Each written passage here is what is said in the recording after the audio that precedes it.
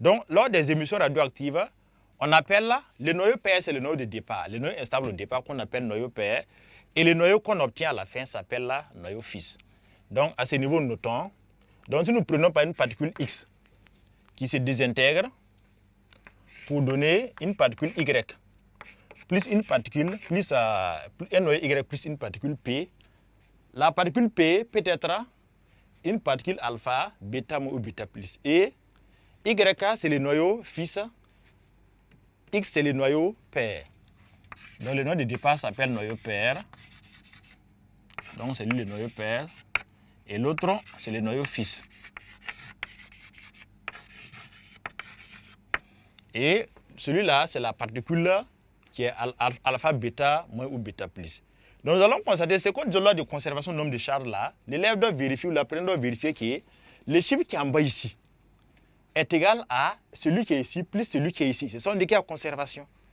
Le chiffre également qui est en haut ici est égal à celui qui est ici plus celui qui est ici. Donc il y a conservation, c'est nombre de charges à gauche égale à nombre de charges, la somme des nombres de charges qu'on a à droite.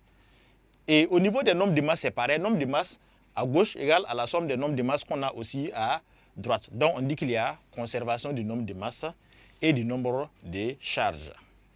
Alors, donc nous allons aller plus précisément et parler aussi de l'énergie qui va se libérer lors des réactions, qu'on appelle énergie libérée.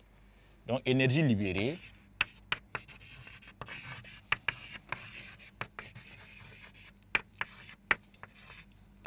Alors, donc la conservation de l'énergie nous permet de trouver l'énergie libérée par un noyau lors d'une réaction.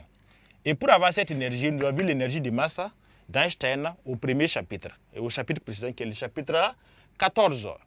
Donc pour avoir cette énergie, alors l'énergie de masse, ça veut dire que c'est masse fois c carré. Donc comme c'est une réaction, nous allons évaluer la perte de masse delta M lors de la réaction. Donc la perte de masse delta M multiplié par C carré, qui est encore rapide. Donc ici, là, c'est l'énergie de masse parce que ça prend masse multiplié par C au carré. Et c'est delta M avec delta M, la perte de masse. Donc delta M s'appelle la perte de masse. Et delta M a pour expression, dans la pratique, on prend la masse du noyau au départ, moins les masses que nous avons des particules produites à l'autre côté, à droite.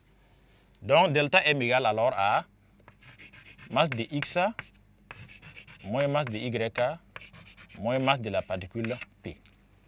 Donc, ce qui veut dire que l'expression de l'énergie libérée par un noyau, donc le Q c'est l'énergie libérée par un noyau, revient alors à dire que c'est MX moins MY moins MP, le tout C carré.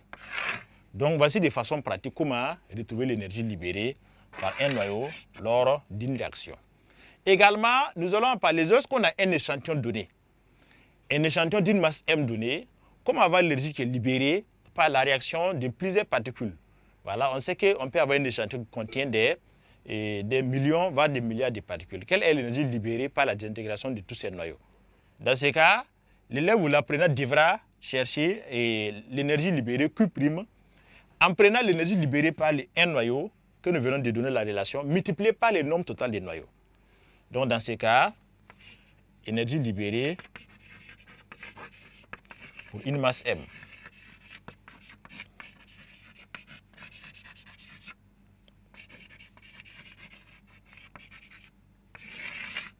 Donc si nous notons l'énergie de la Q', alors Q' est égal à, donc c'est le nombre de noyaux multiplié par Q, qui est l'énergie libérée par un seul noyau. Et nous avons vu en chimie, parce qu'ici aussi, la physique fait appel aux notions de chimie. On sait que le nombre de noyaux est égal à masse sur masse molaire fois nombre d'Avogadro. Donc Q' alors égale à masse sur masse molaire multiplié par le nombre d'Avogadro, qu'on multiplie par l'énergie libérée Q pour un seul noyau. On tient à rappeler les expressions où les élèves font les confusions. Ne confondez pas l'énergie libérée lors d'une réaction qu'on note Q égale à delta MC carré et l'énergie de liaison vue au chapitre passé. Mais la différence entre les deux formules, c'est que ici, delta M là désigne une perte de masse. Quand on dit énergie libérée, le delta M c'est la perte de masse. Ça consiste à prendre les masses au départ de la réaction moins les masses à la fin de la réaction. Par contre, dans le chapitre précédent, si le noyau atomique, dans les calculs d'énergie de liaison, Le delta M là, c'est l'énergie, on appelle ça défaut de masse. Donc c'est la somme des masses des particules noyaux et des nucléons isolés moins les masses quand ils sont liés dans le noyau. Donc là-bas, c'est delta M valait Z fois masse des protons plus A moins Z fois masse des neutrons, le tout moins masse du noyau. Donc il faut que l'élève arrive à faire la différente énergie libérée et énergie de liaison. Si on demande de calculer l'énergie libérée, delta M c'est masse au départ moins les masses à la fin. Alors que quand c'est énergie de liaison, c'est les Z fois MP plus A moins Z fois Mn moins masse du noyau. Comprend comme delta M. Donc voilà ce qu'on peut dire par rapport à ces paragraphes qui concernent les lois de conservation. Nous allons continuer avec les paragraphes petit d maintenant, où nous allons essayer d'écrire les équations, voilà, des réactions nucléaires pour les différents types de radioactivité que nous avons notés ici, qu'elles soient alpha, bêta plus et bêta moins. Donc nous allons voir au petit d, nous allons voir d'abord la radioactivité alpha.